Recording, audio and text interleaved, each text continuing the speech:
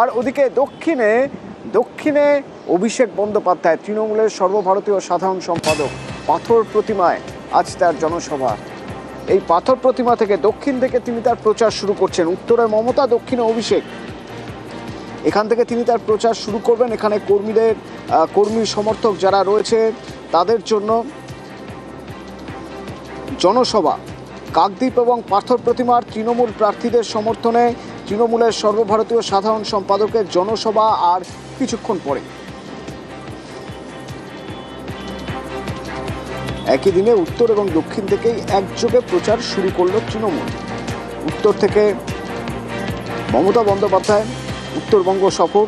উত্তরবঙ্গ পৌঁছেই আজ তিনি চালসা যাবেন, সেন্ট লুসি ক্যাথলিক চার্চ এবং জ্যোতি আশ্রমে যাবেন। ফাদার স্থানীয়দের সঙ্গে কথা বলতে পারেন। আর এদিকে দক্ষিণে পাথর প্রতিমায় অভিষেক বন্দ্যোপাধ্যায় কাকদ্বীপ ও পাথর প্রতিমা তৃণমূল প্রার্থীদের সমর্থনে জনসভা করবেন। বিশ্বজিৎ আছে আমার সঙ্গে সরাসরি পাথর প্রতিমা থেকে। বিশ্বজিৎ, পাথর প্রতিমা রাজনৈতিকভাবে পাথর প্রতিমা কতটা গুরুত্বপূর্ণ, যেখান থেকে শুরু করছেন অভিষেক বন্দ্যোপাধ্যায় 2026-এর প্রচার? হ্যাঁ দেখো, মূলত পাথর প্রতিমা, কাকদ্বীপ এবং সাগর এই তিনটি বিধানসভা নিয়ে কিন্তু আজকের এই জনসভা।